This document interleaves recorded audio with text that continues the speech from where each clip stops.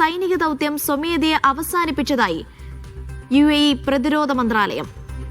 സൗദിയും UAEയും തമ്മിലെ പിരിമുറുക്കം യമനിലെ രാഷ്ട്രീയ പ്രതിസന്ധി രൂക്ഷമാക്കിയതോടെയാണ് UAEയുടെ നടപടി. 2019 മുതൽ UAE സേനയുടെ സാന്നിധ്യം യമനിലുണ്ട്. MC നാസർ വിവരങ്ങൾ നൽകാനായി ചേരുന്നു. നാസർ, നേരത്തെ യമൻ ആവശ്യപ്പെട്ടിരുന്നു UAE സൈന്യത്തോട് പിൻവാങ്ങണമെന്ന്. 24 മണിക്കൂർ സമയമായിരുന്നു അവർ അനുവദിച്ചിരുന്നത്. ഇപ്പോൾ ദൗത്യം അവസാനിപ്പിക്കുന്നതായി UAE പ്രഖ്യാപിച്ചിരിക്കുന്നു. ഏത് സാഹചര്യത്തിലാണ് ഈ നടപടി? UAE മന്ത്രാലയം നൽകുന്ന പ്രതികരണം എങ്ങനെ?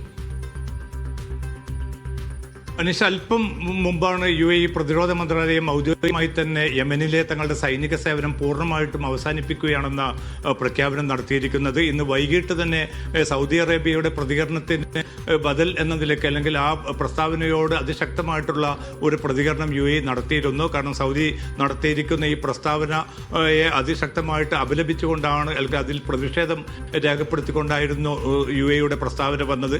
കാരണം യമനിലെ സർക്കാർ ക്ഷണിച്ചത് പ്രകാരമാണ് 2019 മുതൽ UAEയുടെ സേന അവിടെ പ്രവർത്തന രംഗത്തുള്ളത്. അത് സൗദിയുമായി ചേർന്നുകൊണ്ട് തന്നെയായിരുന്നു ആ പ്രവർത്തനങ്ങളൊക്കെ മുന്നോട്ട് പോയത്. മേഖലയുടെ ഒരു സുരക്ഷയും സൗദിയുടെ താല്പര്യങ്ങളും എല്ലാം മുൻനിർത്തിക്കൊണ്ടായിരുന്നു ആ സൈനിക സേവനം ഉണ്ടായിരുന്നത്.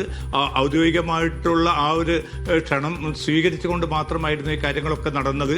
ഏതെങ്കിലും വിഭജനവാദികൾക്ക് വേണ്ടിയല്ല ആയുധം തങ്ങൾ എത്തിച്ചത്, ആയുധങ്ങൾ എത്തിച്ചു എന്ന ആ ഒരു കുറ്റപ്പെടുത്തലും UAE നിരാകരിക്കുകയാണ്. നേരെ മറിച്ച് UAE സേനയ്ക്ക് വേണ്ടി ആവശ്യമായി വരുന്ന കവചിത വാഹനങ്ങളും മറ്റു ഉപകരണങ്ങളുമാണ് ഇന്ന് കപ്പൽ മാർഗം അവിടെ എത്തിച്ചിരുന്നത്. അതിന് നേരെയാണ് ആക്രമണം നടന്നിരിക്കുന്നത്. എന്തായാലും ഇതിലുള്ള ഒരു സാഹചര്യത്തിൽ സൗദി തങ്ങളോട് ഒരു അംഗരാജ്യം എന്ന നിലയ്ക്ക് കാര്യങ്ങൾ ചർച്ച ചെയ്യണമായിരുന്നു.